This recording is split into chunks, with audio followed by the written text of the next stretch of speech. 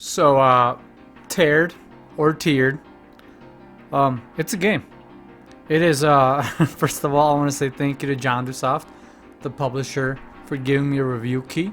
This video is probably going to come out on release date, but it was an experience. So Tiered is a 2.5D run and gun, I guess. It's not very obvious from the gameplay, but it really tries to mimic the soul and essence of Ghosts and Goblins, or Ghouls and Ghosts, whichever one it may be. But it's rough. I don't want to put a game down just because it's bad, but this is probably one of the roughest games I've played this year so far, and it needed more time to cook. It feels very not finished, underbaked. It needs a lot more work. I really like the visuals. That's what drew me in. This like 2.5D run and gun game that tries to mimic the arcade games of old, but it's so stiff and rugged, and the controls are so bad. I feel like 90% of the time I am fighting the controls. This character has a very simplistic moveset. You have left, right, you have a duck, and then you have a roll. Jump, of course. But all these mechanics work so weird that I actually ended up dying more because these controls did not make sense. So ducking, it's not even a duck, it's just like a weird roll. You can roll in place, and with that you can evade bullets and flying enemies, but when the animation ends, your character will jump. I am not sure if that's a bug or if that was planned, but that has gotten me hit by so many projectiles. I don't understand why you do that. Just have them stand up.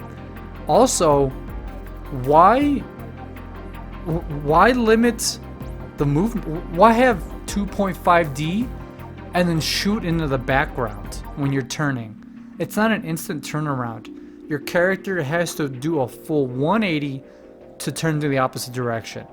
That has gotten me killed so many times because I'll actually, instead of shooting the enemy that's coming behind me, I'll actually be shooting into the background, and it's only used to get extra points. There are no enemies in the background whatsoever that you can attack, which blows my mind. This is for points only, and I get some people like points, but I'm trying to play a game here and enjoy it, and I'm trying to get the foundation of it down first before I'm going for high scores. That's usually what leads to really good high scores. But why do that? Why do that if it's only for points? Just have them instantly turn around so I am not dying by enemies. And by that sense, there's only 3 weapons. You have a firebomb, you have a long spear, and a dagger. They're very reminiscent of the weapons from Ghosts and Goblins. But the dagger gets nerfed a little bit. It still has the higher fire rates, but it only goes half the distance as a long spear. The firebomb and the long spear are kind of the same. Damage wise, I don't really know, where the firebomb differs by having an arc. But the damage is so inconsistent between these items that I don't know which one is more powerful. I have found most success with the throwing dagger just because I think it's paying homage to the dagger from Ghosts and Goblins, right? It's get the dagger or you're dead.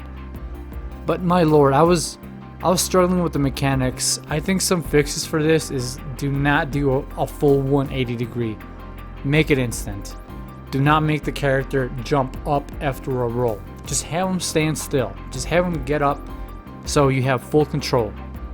And just remove, if you're gonna add background, or if you do want to keep the 180 thing, it's your game. I feel like I'm talking to the dev here for some reason. Add enemies in the background, right?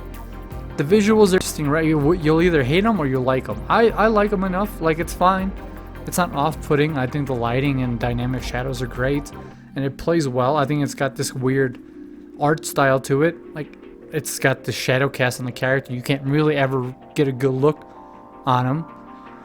But it all falls short so much. I don't know. I really wanted to like Tiered, but in its current state, I can't recommend it. I think the developer needs to go back and tweak some things. They need to get the hitboxes right, which is weird because also the character will sometimes take a hit and then he'll like stumble. It looks like he's stumbling, and I'm like, okay, what was that? Sometimes I'll be hit by nothing. Maybe I'm getting hit by a background enemy. There's a scene where a giant worm comes out, and if I was on the left side of the rising platform, I would die. Nothing would ever hit me. And then sometimes the same attack would hit me where it would make me stumble, and it would outright kill me. I don't know how the health or hit point system works in this game. It's very inconsistent. I don't know if it's trying to be difficult just for the sake of being difficult, but it doesn't do a good job of being difficult mechanic in game wise. Levels are extremely short, which I guess is the upside to it, because you can get over this stuff pretty fast. But the last level is such a struggle, man. It is just a boss rush up this rising tower, and if you fail at any point, you have to start all the way from the bottom. And with all the inconsistent hitboxes, the sluggish controls, and the awful weapons, I couldn't finish the game. I was right at the last level, and I'm like, this is it.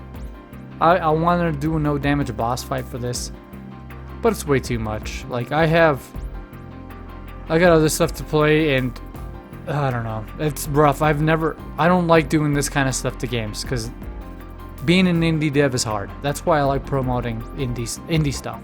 But when I see stuff like this, I'm like, you need to go back and cook more. You need to cook this. You need to fully flesh it out. But that being said, I cannot recommend this. If you want something like Ghosts and Goblins, go play the Resurrection from Capcom, right? That's probably the best thing. Or if you want something more run and gun that just got recently released on Steam, do Death Wish Enforcers as special edition. Like, there's good stuff out there. This had the potential of being really good and a lot of fun, but in its current state, I can't recommend it. That being said, I highly recommend John Dusoft, or highly thank John Dusoft for giving me a review key. Hopefully their next game that is being released, which is Abathur, is a lot better, and I'm sure it will be a lot better, right? They've released public demos twice now, and it plays well. And I'll be making a review of that and some gameplay demos of that as well. But in the meantime, guys, thank you for coming to my tiered review, and I'll catch you in the next video, homies. Thanks for listening.